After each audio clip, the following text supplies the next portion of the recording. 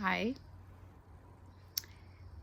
So I have this new technique that I came up with that I've been using in meditation. This is not a guided meditation. I don't have the voice for that. So this technique is to deal with unwanted thoughts in meditation. And we all get unwanted thoughts when we're meditating. And I don't claim to be any kind of meditation guru. For me, meditation is just the simple act of trying to not think, which is a lot harder than it sounds. And thoughts will always intrude, and the question is, how do we deal with them?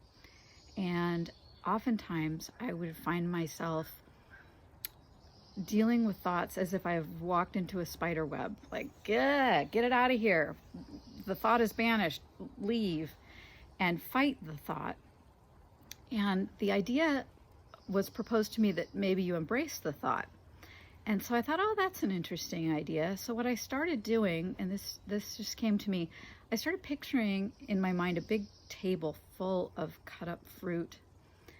And when a thought would come to me in meditation, I would picture the thought like a little chimpanzee. And you know how they walk, they're all goofy and silly and they make you laugh. And I picture the thought like a chimpanzee, and I label what type of thought it is. So if it's a judgmental thought, I dress up that chimpanzee in a kind of a nosy old woman look with her little church hat and veil and dress. And if it's a thought about the future and worry about the future, I put a little spaceman thing on him. And what I do is I take the thought, instead of trying to just banish it, I welcome the thought and I say thank you, and come over here and sit down and sit at the table. And immediately the chimpanzee starts eating the fruit and the thought is gone. Now you may say that's too much thinking in meditation, but for me, instead of fighting the thought, if I can just embrace the thought and redirect it quickly, and I can put it over here, it's done. Now later, at a later point, I find I can, because I'm detached from these thoughts, I'm recognizing them for what they are, I'm labeling what type of thought it is, and then I'm taking it over here and I'm setting it down. So I'm not engaging with the thought, but I can recognize what type of thought it is. So later I can say, wow, that was interesting. I had all these nosy thoughts that I was in other people's business. I wonder why that is. And for me, that's valuable information. I'm not dealing with that in meditation. In meditation, I'm just trying to take the thought and move it over here. Sometimes it's a catastrophic thought, which early in meditation I would find was happening often because my mind didn't want me to be quiet. So it would just send me these just god-awful thoughts. And they would be jolting and shocking, the worst things you could think of.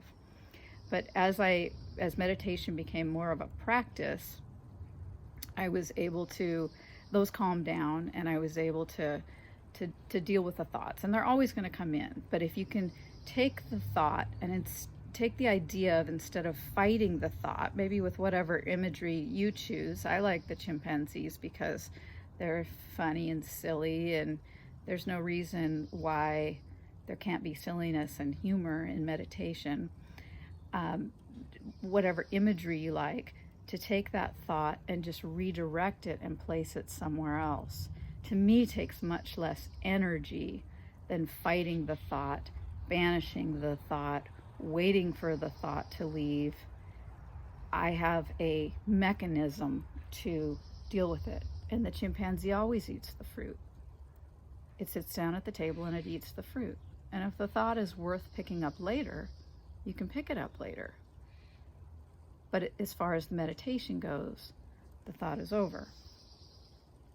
I hope that helps. Please hit subscribe and share. Thank you.